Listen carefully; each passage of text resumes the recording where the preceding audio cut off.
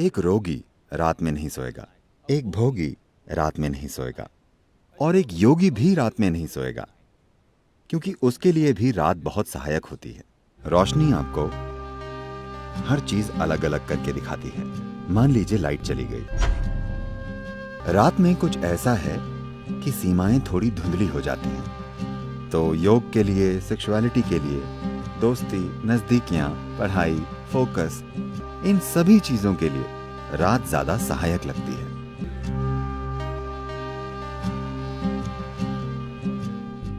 मेरा आपसे सवाल ये है कि ऐसा नहीं है कि मैंने अपने सोने और जागने का समय बदल लिया है और मैं दिन में सोती हूँ। बात बस ये है कि मैं ना सिर्फ पढ़ाई बल्कि बाकी चीज़ें भी रात में ज़्यादा कुशलता से कर पाती हूँ। मैं रात में बहुत स्फूर्ति महसूस करती हूँ। इसकी वजह क्या है? धन्यवाद। शायद आप गलत देश में हो।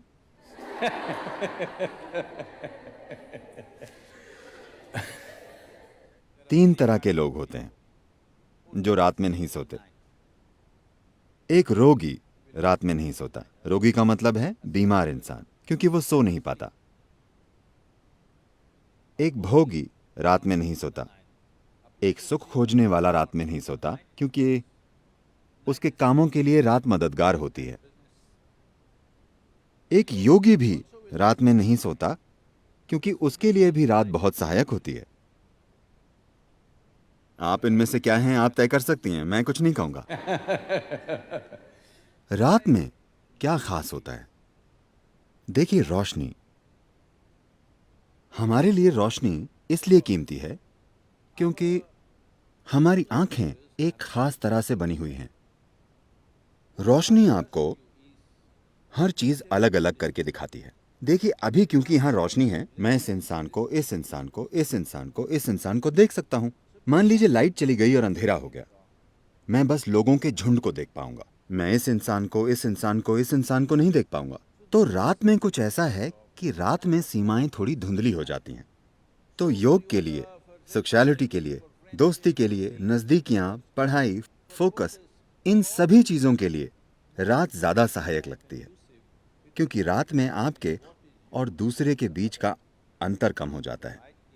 सिर्फ इसलिए क्योंकि हमारी आंखें इस तरह से काम करती हैं। जहां रोशनी ना हो, वहां हमारे अनुभव में हर चीज मिलकर एक हो जाती है। तो एक योगी, एक भोगी और एक रोगी, ये तीनों रात का इस्तेमाल करते हैं।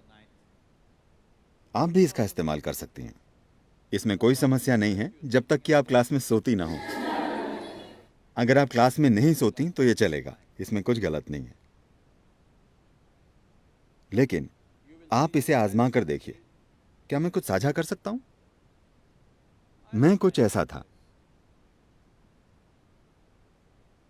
जब मैं सोता था, मेरा स्कूल आमतौर पर सुबह 8:30 का होता था। 6:45 से मेरी माँ और मेरी बहनें मुझे जगाना शुरू कर देती थी। बहुत सी चीजें करनी पड़ती थी। वे मुझे बिस्तर पर उठाकर बैठा देती थी। वे आकर मेरी बाह मरोड़ती थी, ये करती थी, वो करती थी। मेरी माँ ये नरमी से करती थी, मेरी बहनें सख्ती से करती थी। फिर वे मुझे खींचती थी और मेरी माँ टूथब्रश में टूथपेस्ट लगाकर मुझे दे देती थी। मैं उसे मुंह में लगाकर सो जाता था। वे मेरे कपड़े लाकर देती थी और कहती थी, नहाने जाओ, टाइम हो गया है। मैं बाथरूम के अंदर जाता और सो जाता। अगर कोई मुझे ना उठाए तो मैं दिन में 1-2 बजे तक एक पत्थर की तरह सोता था। जागकर करवटें नहीं बदलता था, बस मुर्दे की तरह। लेकिन मैंने 12 साल की उम्र में योग करना शुरू किया। शायद 8 या 9 महीनों के बाद, उसके बाद चाहे जिस भी जगह पर होने पर, चाहे कहीं भी होने पर, चाहे जो टाइम जोन हो, रोज मैं अलग टाइम जोन में होता हूं, लेकिन मैं सुबह 3:35, 3:40 पर जाग जाता हूं, क्योंकि उस वक्त प्रकृति में कुछ बदलाव होते हैं। मेरा शरीर बस जाग जाता है। अगर मैं चाहूं, मैं उठकर जो करना चाहूं कर सकता हूं। अगर मैं ना चाहूं तो मैं थोड़ा और सो सकता हूं, लेकिन शरीर हमेशा जाग जाता है। तो आपको सिस्टम में थोड़ी संवेदनशीलता लानी होती है। देखिए, आप इस धरती के अंश हैं, हाँ या ना? कोई इंसान अपने बारे में कुछ भी बकवास सोचे, लेकिन हम सब इस धरती से पॉपअप हुए हैं। आपने कंप्यूटर स्क्रीन पर पॉपअप देखे? Pop up. हाँ, आप बस पॉपअप हैं।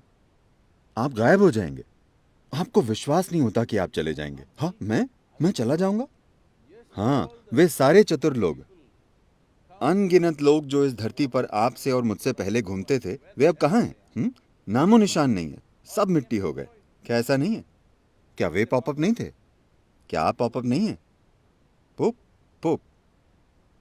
आपको लग सकता है कि आपका जीवन शानदार है वगैरह वगैरह। जहां तक धरती का सवाल है, वो बस अपनी मिट्टी को रिसाइकिल कर रही है।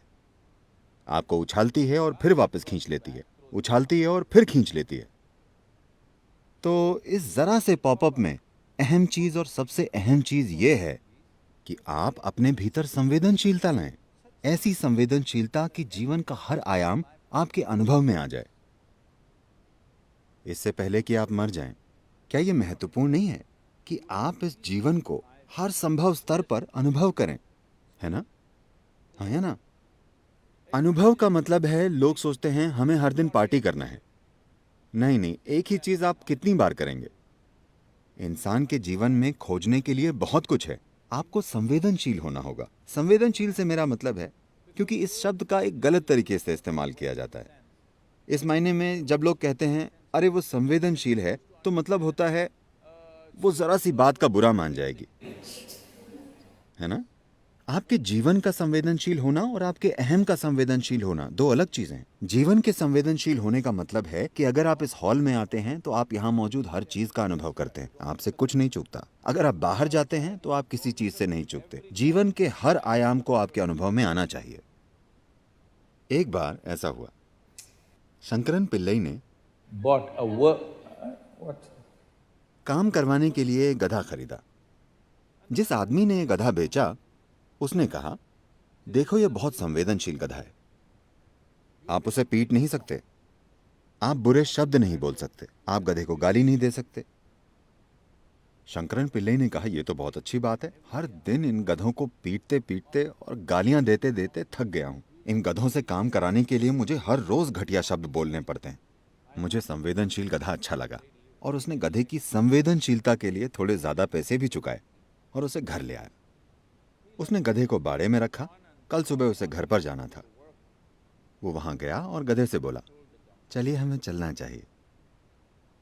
कोई असर नहीं। He said, please. उसने फिर कहा, कृपया चलिए। कुछ नहीं हुआ। उसने घुटनों के बल बैठकर प्रार्थना की। कुछ नहीं हुआ। आपको उसे गाली नहीं देनी है, आपको उसे पीटना नहीं है। उसे कुछ समझ में नहीं आया तो वो उस आदमी के पास वापस गया जिसने गधा बेचा था। देखो, मैंने गधे से विनती की, गिड़गिड़ाया, प्रार्थना की, उस पर कोई असर नहीं हो रहा है। मुझे क्या करना चाहिए? उस आदमी ने कहा, ऐसा है, चलो मैं देखता हूं। और वो आया।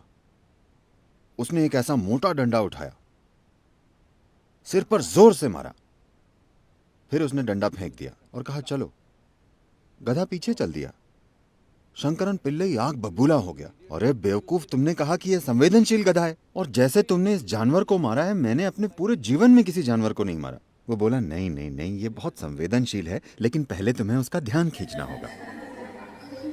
तो संवेदनशीलता विकसित करने का मतलब है कि अगर आप अपनी आंखें बंद करें तो आप जान जाएं कि चांद अभी किस अवस्था में है, क्योंकि ये सब आपके शरीर में हो रहा है। हर दिन ये आपके सिस्टम में जाहिर हो रहा है। Every day it is playing in your system. Do you see if it's a full moon or a new moon, the entire ocean is coming up? क्या आपने ध्यान दिया है कि अगर पूर्णिमा या अमावस्या हो तो पूरा समुद्र उछलता है, ज्वार भाटा आता है ना? आप कभी समुद्र तट पर गए हैं या नहीं जाते? आप जाते हैं? लहरें उठती हैं। Yes. पूरा समुद्र ऊपर उठने की कोशिश कर रहा है। आपके शरीर का 72% पानी है। आपको लगता है कि कुछ नहीं उठता? ये उठता है। सूरज और चंद्रमा की हर स्थिति और कई चीजें जो धरती के साथ हो रही हैं, वो आपके साथ भी हो रही हैं। आपके जीवन को संवेदनशील बनना चाहिए, तभी आप जानेंगे कि आपके जीवन के हर पहलू को कैसे संभालें। संवेदनशील अहम मत बनाइए, अपने सामाजिक पहलू को संवेदनशील मत बनाइए। अगर आपके भीतर का जीवन संवेदनशील बन जाए और इस जीवन के साथ जो हो रहा है, अगर वो एक चीज आप जानते हैं, तो आप देखेंगे कि आपका जीपीएस ऑन हो गया है।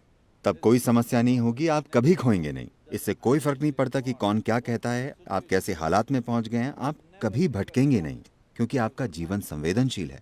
इस जीवन की बस यही जरूरत है कि इसे एक जीवन के रूप में संवेदनशील बनना है। अभी हमने एक ऐसा मनोवैज्ञानिक ढांचा विकसित कर लिया है जिसका जीवन से कोई लेना देना नहीं है। इसका थोड़ा सरोकार सामाजिक पहलू से है, पर जीवन से कोई लेना देना नहीं है।